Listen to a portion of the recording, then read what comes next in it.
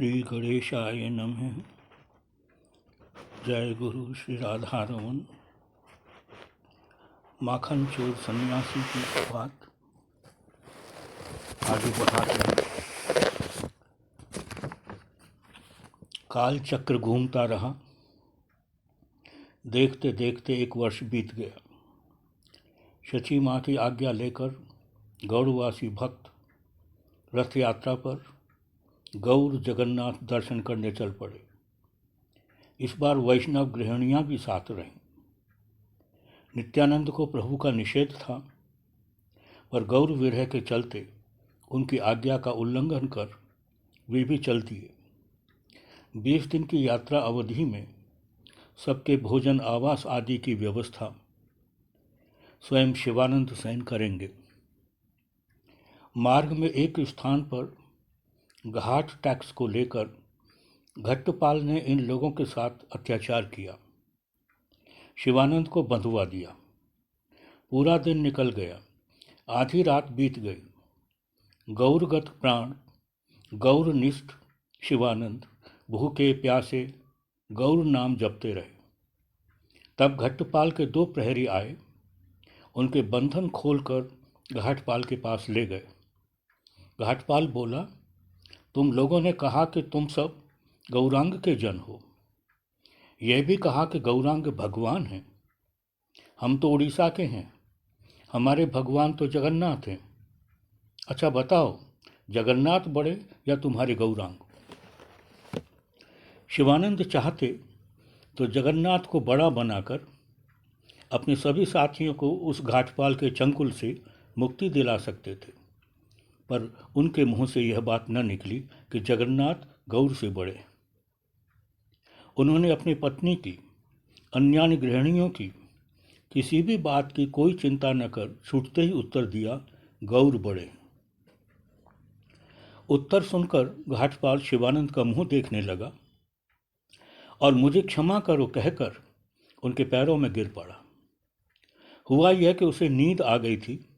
उसने स्वप्न देखा कि कोई नृसिंह आकृति तर्जन गर्जन करती कह रही है, तू मेरे भक्तों को बांध कर दुख दे रहा है। उनका दुख तुरंत दूर कर, नहीं दंड दूंगा। घाटपाल केवल गौर परिकर शिवानंद की निष्ठा नहीं, भव भयहारी स्वयं गौरांग की महिमा भी समझ गया। उसने सभी को सानंद मुक्त कर दिया। नीलाचल में उड़िया गौड़िया भक्त वैष्णवों का मिलन हुआ। वैष्णव गृहिणियां दूर से प्रभु को देखकर रोने लगीं। शिवानंद की गोद में उनके पुत्र चैतन्य दास थे। चारों ओर प्रभु प्रभु की ध्वनि हुई तो बालक ने पूछा, बाबा प्रभु कहाँ हैं? इस पर शिवानंद ने अंगुली से दिखाकर कहा, वह देखो देखो, स्वर्ण दंड सी भुजाएं, सिंह की सी ग्रीवा, विद्युत की तरह झिलमिलाती कांति, उगते सूर्य की लालिमा जैसे वस्त्र, उन्हें प्रणाम करो। इसके बाद नरेंद्र सरोवर में स्नान के लिए और प्रभु के आवास पर भोजन विलास। अब नित्य किसी न किसी गौड़वासी प्रियजन के द्वारा प्रभु को भोजन आमंत्रण मिलने लगा। प्रभु की मौसी और शिवास पत्नी मालिनी देवी भी प्रभु को एकांत में भोजन कराती। प्रभु माँ की घर परिवार की बातें सुनते और बताते कि नवद्वीप जाकर माँ से क्या क्या कहना है। इस वर्ष भी गौड़ भक्तों ने पुरी में 4 महीने रहकर प्रभु के साथ गुंडिचा मार्जन, रथ यात्रा, नंदोत्सव आदि का भरपूर आनंद लिया। नंदोत्सव पर कानाई खुटिया नंद भाव में और जगन्नाथ माहिती यशोदा भाव में डूबकर घर की एक एक चीज लुटाने लगे। प्रभु ने गोपाल भाव से डूबकर उन दोनों को माता पिता ज्ञान से प्रणाम किया और उनका आशीर्वाद प्राप्त किया। स्वयं महाराजा प्रताप रुद्र, काशी मिश्र, सार्वभौम, राम राय, परमानंदपुरी, अद्वैत, नित्यानंद आदि गोपवेश धारण कर सिरों से पगड़ी बांधे लाठी हाथ में लिए नृत्य करने लगे। प्रभु नित्यानंद, अद्वैत आदि तो लाठी घुमाने लगे। महाराजा ने इस बार भी एक बहुमूल्य साड़ी प्रभु के सिर से बांध दी। वह दामोदर पंडित के हाथों शची माँ के पास पहुंची। गौड़वासियों की विदाई हुई। प्रभु ने एकांत में नित्यानंद से कहा, श्रीपाद, तुम जीव उद्धार का कार्य छोड़कर यहाँ आए, मुझे अच्छा नहीं लगा। मैं तुमसे एक और विनती करता हूँ, कृपा कर संन्यास त्याग कर गृहस्थ बनो, विवाह करो। लोगों को यह भ्रम है कि संसार त्यागे बिना वैष्णव नहीं बना जाता, भव सागर पार नहीं किया जाता। तुम्हारे गृहस्थ बनने से उनका यह भ्रम दूर हो जाएगा। तुम मुनि धर्म लिए रहोगे तो जीव अंधे के अंधे ही रहेंगे। इसलिए कृपा कर गौड़ जाकर घर गृहस्थी बसाओ, लोगों को बताओ कि प्रकृति धर्म क्या है। और सुनो, फिर कहता हूँ, यहाँ प्रतिवर्ष मत आना, गौड़ में रहकर मेरी इच्छा का पालन करना। गौड़वासियों के विदाई के बाद प्रभु अपने को समेट लेते, अंतर जगत में रहकर प्रलाप करने लगते। राधा भाव में डूबे प्रभु का वह प्रलाप संक्षेप में यही होता कि क्या करूं, कृष्ण कहाँ मिलेंगे, मेरे प्राण वे वंशीधारी कहाँ हैं, किससे कहूँ, कौन मेरा दुख समझेगा। कृष्ण के बिना मेरा हृदय फटा जाता है। कहाँ करूँ, कहाँ पाऊँ ब्रजेंद्र नंदन, कहाँ मोर प्राण धन मुरली वदन। कहा रे कहिबो के बा जाने मोर दुख, ब्रजेंद्र नंदन बिना फाटे मोर बुक। प्रभु प्रलाप करते करते कभी मूर्छित हो जाते, कभी कृष्ण की खोज में दौड़ पड़ते। रात होते होते तो उनका विरह भाव और तीव्र हो जाता। प्रभु के मर्मी संगी, उनकी ललिता विशाखा, स्वरूप राम राय की तमाम चेष्टाएं भी प्रभु को प्रकृतिस्थ न कर पाती। वे दोनों कभी और उपाय न देकर प्रभु को डराकर शांत करते, कहते, चुप करो, जटिला बूढ़ी अभी जगी हुई है। हम सब जानते हैं कि वृंदावन जाकर कृष्ण को खोजना प्रभु की यह प्रबल इच्छा आरंभ से ही रही। गया में ईश्वरपुरी जी से दीक्षा लेकर भाग छूटे थे। दूसरी बार कटुआ में भारती जी से संन्यास लेकर दौड़ पड़े थे। उनकी वह इच्छा अभी तक पूरी नहीं हुई। अब वे पुनः वृंदावन के लिए व्याकुल हो उठे। संन्यास के बाद एक बार जन्मभूमि दर्शन किए जाते हैं। सो प्रभु ने भक्तों से कहा, मैं जननी जन्मभूमि दर्शन करता वृंदावन जाऊंगा। सार्वभौम रामानंद भी कम न थे। प्रभु को 2 वर्ष तक पुरी में अटकाए रखा। पहले कहा, प्रभु वृंदावन में इस समय कड़ाके की ठंड होती है, जाड़ों के बाद जाइए। प्रभु मान गए।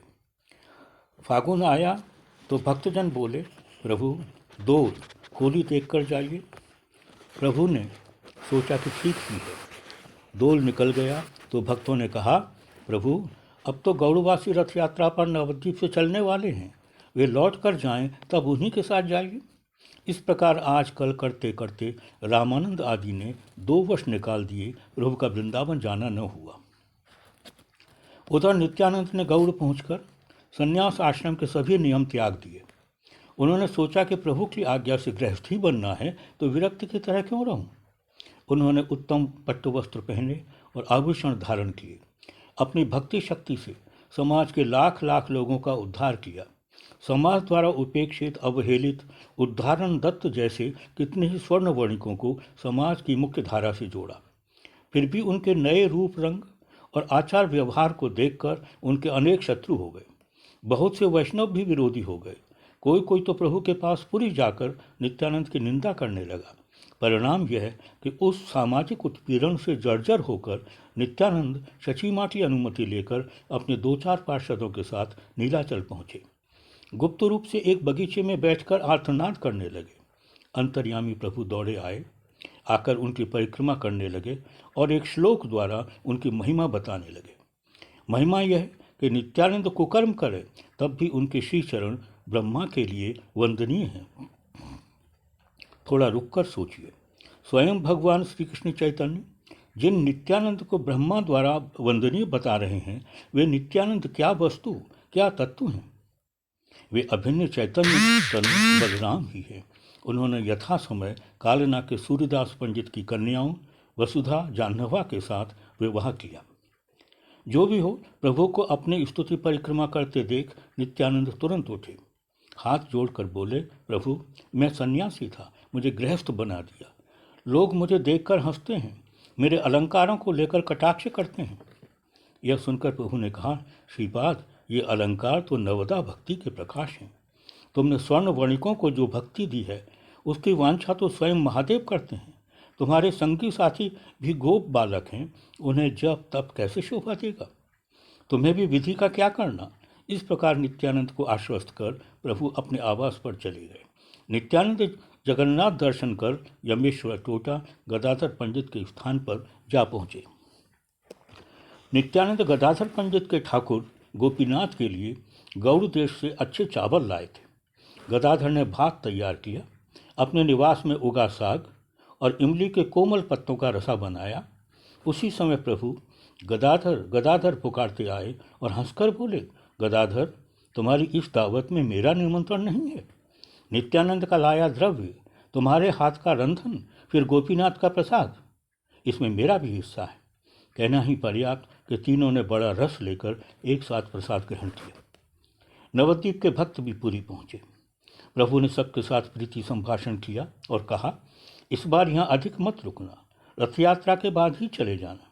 मैं विजयादशमी को वृंदावन जाऊंगा, जाते समय माँ और सुरध्वनि के दर्शन करूंगा। यही हुआ। इस बार अद्वैताचार्य ने एक संकल्प किया। यह सोचकर कि कृष्ण कीर्तन तो सभी करते हैं, उन्होंने गौर कीर्तन करने का निश्चय किया और एक कीर्तन गीत की रचना की। कीर्तन गीत था, श्री चैतन्य नारायण करुणा सागर, दुखितेरो बंधु प्रभु मोरे दया करो।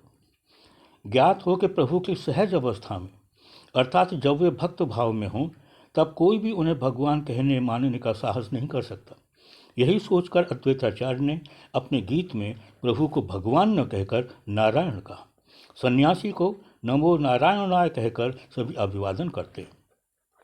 कल्पना कीजिए उस सुखद आनंदप्रद परिदृश्य की। अनंत कोटि ब्रह्मांडों के नायक एक सामान्य सन्यासी के रूप में काशी मिश्र के भवन में बैठे माला जप रहे। बाहर अद्वैताचार्य के नेतृत्व में गौड़वासी भक्त अद्वैत रचित गीत गा रहे हैं, नाच रहे हैं। स्पष्ट रूप से इस भाव की गीत गा रहे हैं कि हरि, तुम गोलोक त्याग कर जीव कल्याण के लिए कृष्ण चैतन्य नाम से विराज रहे हो, तुम्हें नमस्कार। यह सोचकर कि कोई कीर्तन मंडली है, प्रभु बाहर आए, पर उन्हें यह समझते देर न लगी कि यहाँ तो उन्हीं का गुणगान हो रहा है। वे लजाकर सिर झुकाकर वापस अपने कक्ष में आ गए। पीछे पीछे भक्त समुदाय भी पहुँच गया। प्रभु ने शिवा से कहा, आज यह क्या किया? कृष्ण कीर्तन को छोड़कर यह सब करने से तो हम सबका सर्वनाश होगा। प्रभु और शिवास के बीच वार्ता चल रही थी कि बाहर हजार हजार लोगों ने जय कृष्ण चैतन्य कहकर प्रभु का कीर्तन आरंभ कर दिया। पूरा परिवेश जय सचल जगन्नाथ, जय सन्यासी कृष्ण की ध्वनियों से भर गया। श्रीनिवास को तो मानो एक नई शक्ति स्फूर्ति मिल गई। वे निडर होकर बोले, अब क्या कहोगे? इन लोगों ने संभवतः तुम्हें देखा भी नहीं, पर तुम्हें कृष्ण मानकर कीर्तन कर रहे हैं। ये लोग क्यों कह रहे हैं कि तुम भगवान हो? यह कहकर श्रीवास ने अपना दायां हाथ उठाया और मानो मुट्ठी में कुछ लेकर नीचे कर लिया। प्रभु बोले, पंडित, तुमने क्या किया? मैं कुछ नहीं समझा। इस पर श्रीवास बोले, मैंने अपने हाथ से सूर्य को ढकने की चेष्टा की। तुम भीतर कक्ष में कितनी ही छिप कर बैठो, बाहर प्रकाशित होगे ही। तुम्हारे नाम यश को फैलने से रोकने की न हमारी सामर्थ्य न हमारी इच्छा। गौड़वासी रथ यात्रा के बाद नवद्वीप चले गए। विजयादशमी आई तो प्रभु भी वृंदावन जाने को प्रस्तुत हुए। साथ में जा रहे हैं परमानंद पुरी महाशय, भारती महाशय, स्वरूप दामोदर आदि अनेक लोग। सब नित्य कीर्तन करते हुए जगन्नाथ दर्शन को गए। वहाँ सेवकों से आज्ञा माला प्राप्त कर प्रभु ने वृंदावन यात्रा आरंभ की। भवानीपुर पहुंचकर देखा कि वाणीनाथ द्वारा लाया गया जगन्नाथ का ताज़ा प्रसाद सबके लिए प्रस्तुत है। प्रसाद पाकर थोड़ा विश्राम कर सब आगे बढ़े। भुवनेश्वर के बाद कटक पहुँचे। वाणीनाथ की व्यवस्था के अनुसार प्रभु जहाँ विश्राम के लिए रुकते हैं, वहाँ द्रुतगामी दूत ताज़ा प्रसाद लेकर पहुँच जाते हैं। उधर जब जैसी आवश्यकता होती है, रामानंद प्रभु के लिए नवीन कक्ष आदि निर्माण करा देते हैं। महाराजा उस समय कटक में थे। उन्हें संवाद मिला कि प्रभु वृंदावन जा रहे हैं, अभी कटक पहुँचे हैं। उद्यान में वकुल वृक्ष के नीचे बैठे हैं। महाराजा प्रभु के पास पहुँचे तो प्रभु ने उन्हें आलिंगन प्रदान किया और यह कहकर आश्वस्त किया कि जल्दी ही लौटूंगा। महाराजा ने अपने इष्ट मित्रों, अनुगत जनों को आदेश निर्देश दिए कि प्रभु को भोजन आवास की असुविधा न हो। प्रभु जहाँ स्नान करें वहाँ एक स्तंभ बनाया जाए। वह स्थान एक पवित्र तीर्थ होगा जहाँ वे स्वयं नित्य स्नान करेंगे।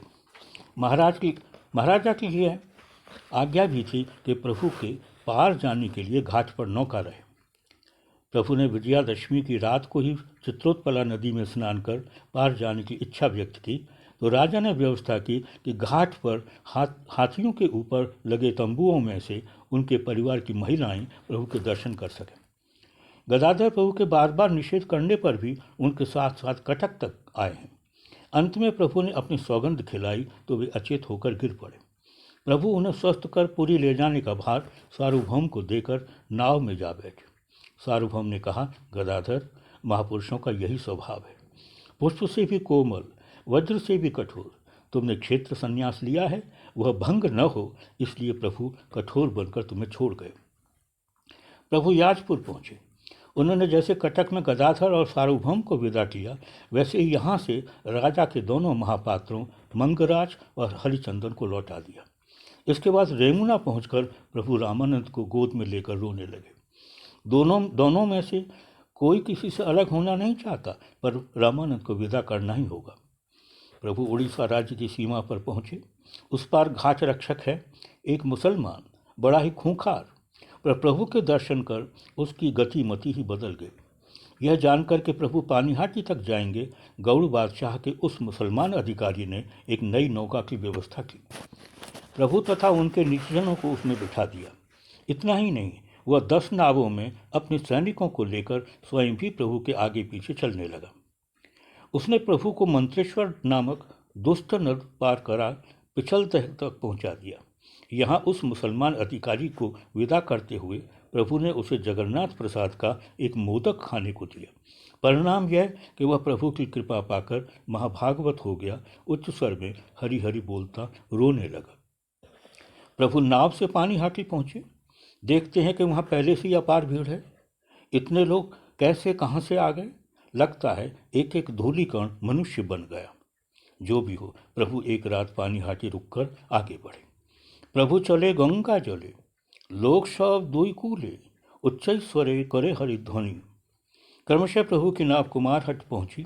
प्रभु ने किनारे पर उतरकर उस भूमि को प्रणाम किया। वहाँ की एक मुट्ठी लेकर अपने बहिर्वास में बांधते हुए बोले, यहाँ के कुत्ते सियार भी मेरे लिए आदरणीय है। यह भूमि मेरे गुरुदेव श्रीपाद ईश्वरपुरी का जन्म स्थान है। शिवास पंडित का एक घर कुमारहट्ट में भी था और तब वे अपने पूरे परिवार के साथ वहीं थे। वे प्रभु को अपने घर ले गए।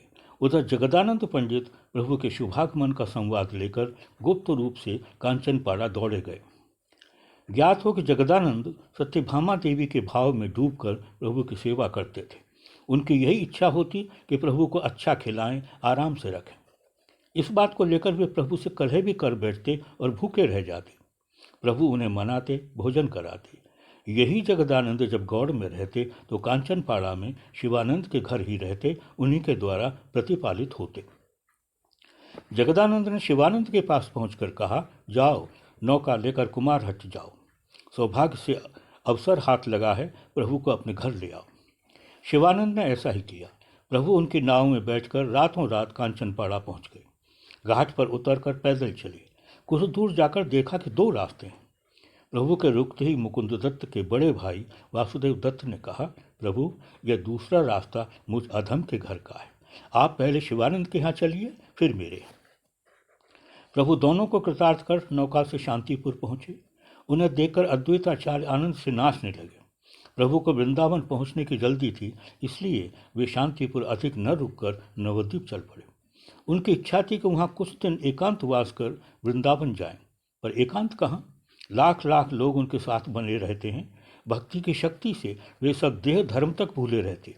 ठाकुर वृंदावन दास ने लिखा है कि कोई कोई तो भक्ति सुख में ऐसे डूबे कि 1-1 महीने तक उपवास करके भी क्लांत नहीं हुए।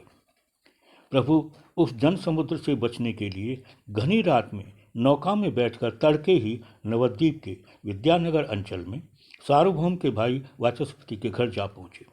विद्या वाचस्पति ने प्रभु को गुप्त रखने का भार लिया, पर देखते देखते इतनी भीड़ हो गई कि प्रभु वाचस्पति को बताए बिना नवद्वीप के उस पार फुलिया में माधव दास के यहाँ पहुँच गए। तभी किसी ने आकर वाचस्पति के कान में कहा कि प्रभु फुलिया चले गए। अब तो सारा जन समुद्र वाचस्पति के पीछे पीछे फुलिया जा पहुँचा। फुलिया में भी वही स्थिति। उस जन समुद्र को नियंत्रित करने की सामर्थ्य किसी में न थी। ठाकुर वृंदावन दास कहते हैं कि प्रभु स्वयं भगवान है। इसके लिए किसी अन्य प्रमाण का प्रयोजन नहीं है। लोगों की संख्या देखकर तो समझ में आ जाएगा। क्या कोई मनुष्य इच्छा मात्र से इतने लोगों को एकत्र कर सकता है? इन सबको संवाद किसने दिया? फुलिया की भीड़ में विद्यानगर की भीड़ भी जा मिली। किसी तरह वाचस्पति प्रभु के निकट पहुंचे और बोले, प्रभु तुम तो स्वेच्छामय हो, यहाँ आने की इच्छा हुई आ गए, पर तुम्हारा यह दास मारा गया। मैंने तुम्हें छिपा रखा है, यह सोचकर लोग मेरा घर द्वार तोड़ रहे हैं, एक बार बाहर तो चलो। इसी बीच प्रभु की दृष्टि पंडित देवानंद पर पड़ी। प्रभु ने उन्हें बुलवाया। वे श्रीवास पंडित के प्रति अपराधी थे, पर वक्रेश्वर पंडित की कृपा सन्निधि से उनके मन में भक्ति का उदय हो चुका था। देवानंद ने प्रभु के श्री चरणों में गिर कर कहा, प्रभु वर दीजिए कि जो भी अपराधी इस फुलिया में आकर आपसे अपराध भंजन की प्रार्थना करेगा, आप उसका अपराध भंजन करेंगे। तभी से प्रभु की कृपा से फुलिया अपराध भंजन पाठ के नाम से प्रसिद्ध हुआ। लोग अब भी यहाँ अपराध भंजन के लिए आते हैं। प्रभु 7 दिन फुलिया रहे, सबसे मिले। इस अवधि में नवद्वीप तो प्राय पुरुष शून्य हो गया, क्योंकि सारे पुरुष इस पार हैं। उस पार पंक्तिबद्ध खड़ी हैं लाख लाख स्त्रियां। अवश्य ही उनमें शचीमा और विष्णु प्रिया जी भी हैं। वे 4.5 हाथ लंबे प्रभु को आराम से देख पा रही हैं। सन्यासी को एक बार अपनी जन्मभूमि का दर्शन करना होता है ना, इसलिए प्रभु एकाएक नवद्वीप पहुँचे। नाव से अपने घाट पर उतरे। अपने परिचित परिवेश को देखते देखते मिश्रालय के सामने जा खड़े हुए। प्रभु खुले में लाखों लोगों से घिरे खड़े हैं। एक कुलवधु उनके आगे कैसे जाए? पर यह वक्त लाज संकोच का नहीं। विष्णु प्रिया जी को इसके बाद जीवन भर प्रभु के दर्शन नहीं होंगे। स्वामी के सन्यासी बनने के बाद उनसे मिलने का यह प्रथम और अंतिम अवसर है। लोगों ने देखा कि एक अवगुंठनवती आपात मस्तक ढकी किशोरी अपनी सखी को साथ लिए प्रभु के आगे आकर गिरी। प्रभु 1-2 पग पीछे हटे और बोले, तुम कौन हो? रुद्ध कंठ से आवेग भरे स्वर में विष्णु प्रिया जी ने कहा, मैं तुम्हारी दासी की दासी विष्णु प्रिया। क्या चाहती हो? प्रभु आपने सारे जगत का उद्धार कर दिया, एक मैं ही वंचित रह गई। मैं सन्यासी हूँ, देने को कुछ नहीं, मेरी खड़ाऊँ रख लो, अपना विरह शांत करो। यह कहकर प्रभु ने अपनी पादुकाएं आगे कर दी। विष्णु प्रिया जी उन्हें उठाकर सिर पर रखकर धीरे धीरे घर के भीतर चली गई। प्रभु शची माँ से विदा लेकर वृंदावन चल पड़े। गंगा के किनारे किनारे जा रहे हैं। उनके लाखों सहयात्रियों में गोविंद घोष भी है। एक दिन प्रभु ने भोजन के बाद मुख शुद्धि के लिए हाथ पसारा तो वे दौड़े गए पास के गांव में। एक हर्र का टुकड़ा लाकर प्रभु को दे दिया। अगले दिन प्रभु ने अग्रद्वीप में भोजन कर हाथ फैलाया। गोविंद ने बहिर्वास की गांठ खोलकर हरितकी का टुकड़ा दे दिया। प्रभु जैसे नींद से जगे। बोले, गोविंद कल तुम्हें बड़ी देर लगी थी, आज तो तुरंत ही दे दिया। गोविंद ने कहा, प्रभु कल गांव से लाया था, थोड़ा सा बचा कर रखा था, इसलिए। प्रभु बोले, गोविंद तुम्हारी संचय की वासना नहीं गई? अब तुम मेरे साथ नहीं जा सकते, यहीं रहो, चिंता न करो, मैं तुम्हारे पास शीघ्र आऊँगा, फिर छोड़कर नहीं जाऊँगा। प्रभु आगे बढ़ गए। गोविंद घोष वहीं अग्रद्वीप पर भजन साधन करने लगे। कुछ समय बाद एक जली लकड़ी सी चीज गंगा में बहती आई, उनसे टकराई। गोविंद ने उसे शमशान की लकड़ी समझकर एक ओर फेंक दिया, पर तभी मानो प्रभु ने कहा, मैं आ रहा हूँ, उस लकड़ी को संभाल कर रखो। गोविंद उसे संभाल कर रखने लगे तो देखा कि वह काला पत्थर है। एक दिन इसी पत्थर से एक सुंदर विग्रह तैयार हुए जो अग्रद्वीप के गोपीनाथ के नाम से जाने गए। गोविंद उनकी सेवा पूजा करने लगे। गोविंद ने प्रभु की आज्ञा से विवाह किया। काल चक्र ऐसा घूमा कि पहले पत्नी का देहांत हुआ, फिर 5 वर्ष का एकमात्र पुत्र भी चल बसा। गोविंद घोष ने क्रोध से भरकर स्वयं को भूखा रखा, गोपीनाथ को भी कुछ न खिलाया।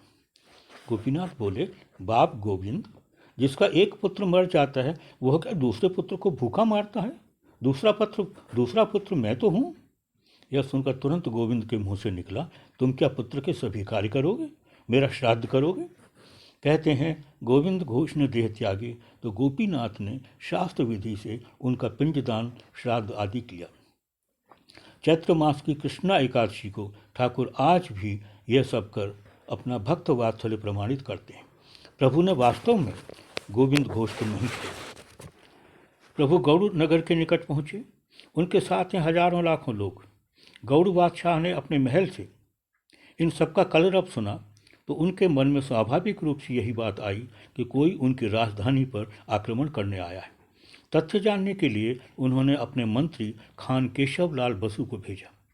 मंत्री ने लौटकर कहा कि एक सन्यासी और उसके अनुगत लोग हैं। यह सुनकर बादशाह को बड़ा आश्चर्य हुआ। कहने लगे, निश्चय ही यह सन्यासी मुझसे कहीं अधिक शक्तिशाली है।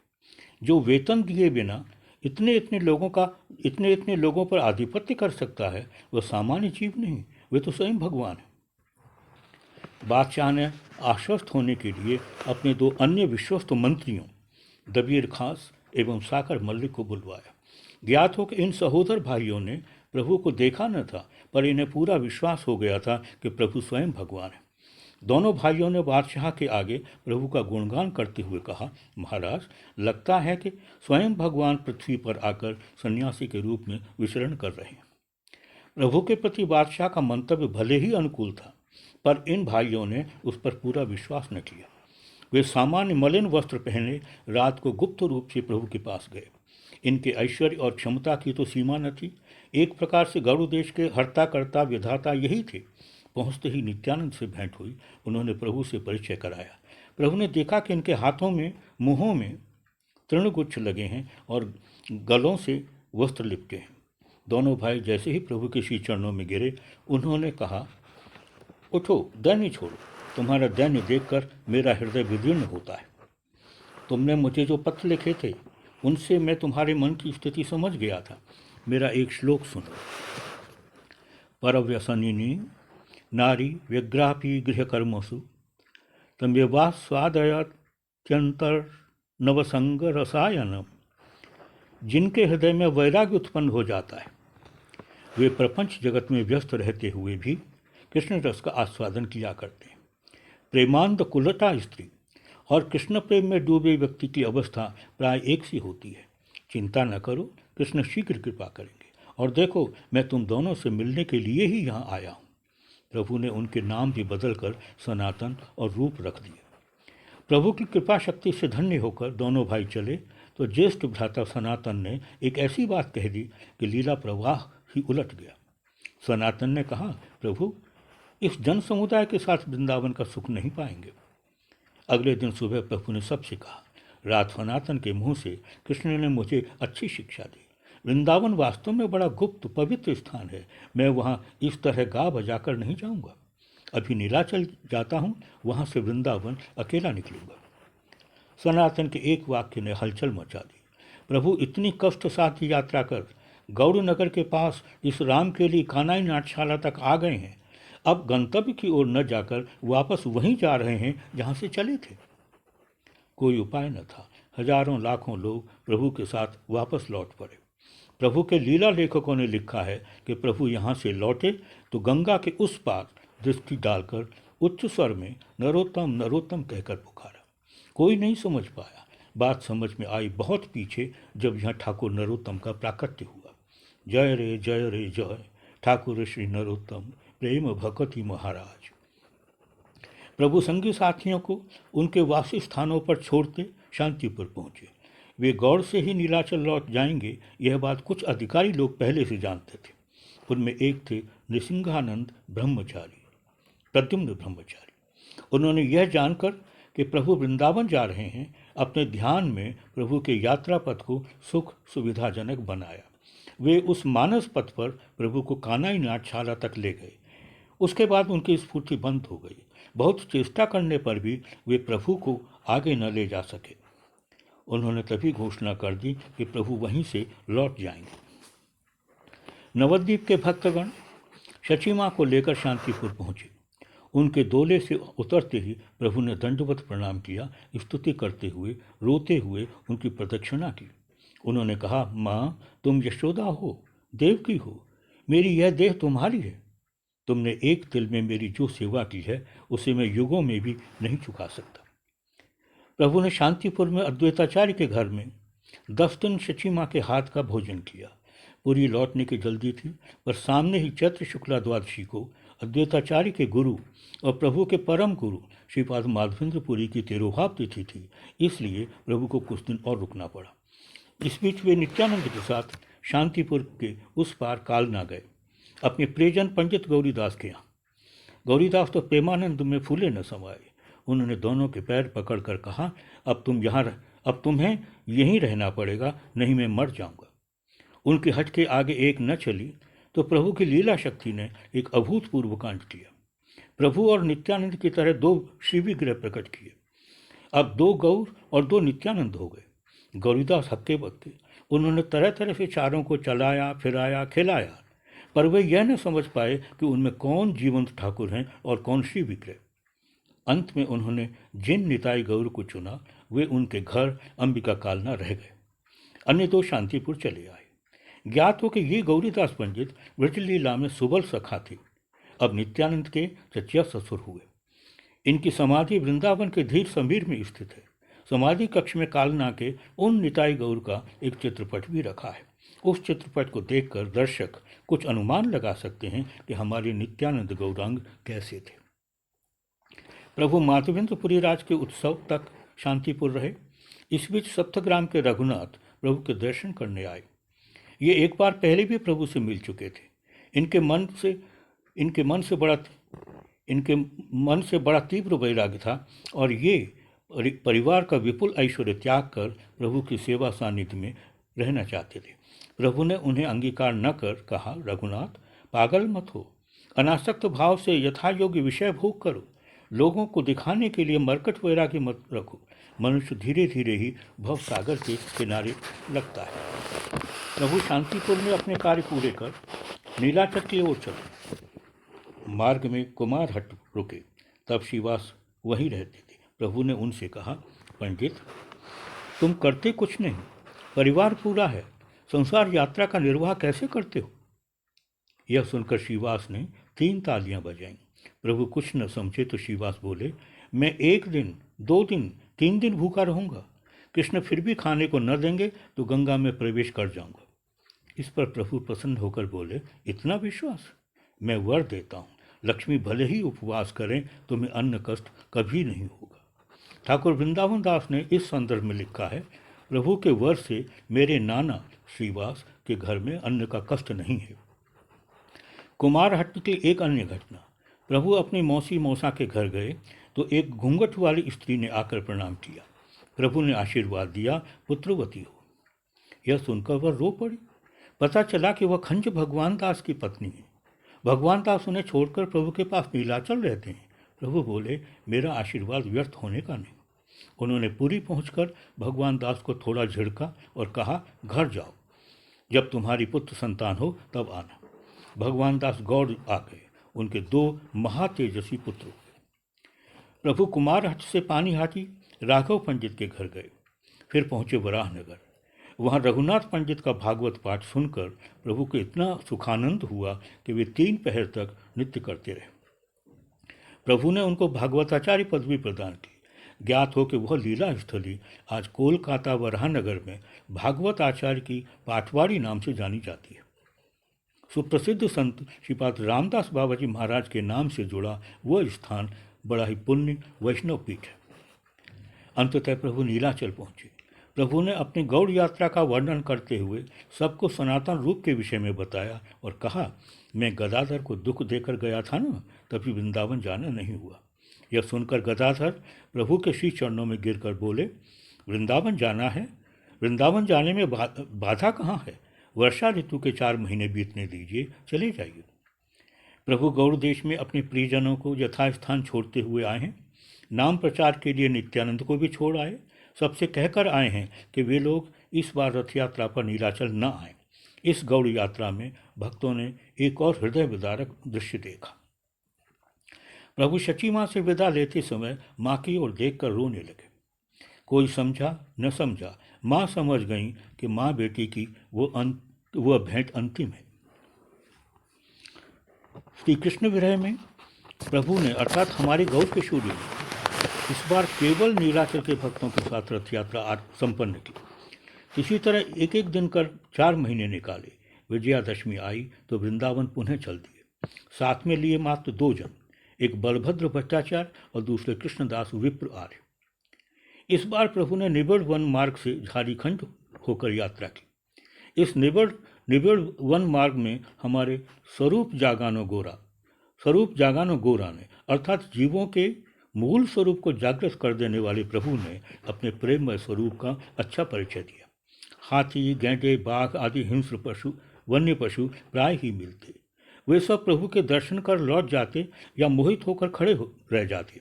कभी कभी प्रभु के साथ साथ चलने लगते। ऐसा भी होता कि प्रेमोन्मत्त प्रभु भावोन्माद की स्थिति में चले जा रहे हैं। एकाएक उनके श्रीचरण किसी बाघ से लग गए। उसने प्रभु के लिए रास्ता छोड़ दिया। प्रभु के दर्शन मात्र से वन्य पशुओं का हिंस्र भाव दूर हो जाता। हिरन और बाघ एक दूसरे का मुंह सूंघते। पशु पक्षी ही नहीं, वृक्ष लताएं भी अद्भुत व्यवहार करने लगी। प्रभु ने उच्च स्वर से कृष्ण नाम लिया, उधर वे सब कुसुमित हो गईं। पुष्पों से मधु झड़ने लगा। एक दिन प्रभु ने सहज अवस्था में बलभद्र से कहा, कृपामय कृष्ण ने इस वन पथ पर लाकर बड़ा सुख दिया। बीच बीच में गांव भी पड़ते। ग्रामवासी भी उन बाघ भालुओं की तरह से हिंस्र थे, पर प्रभु को देखकर वे भी भक्ति से भर उठते। शेष अगली बैठक।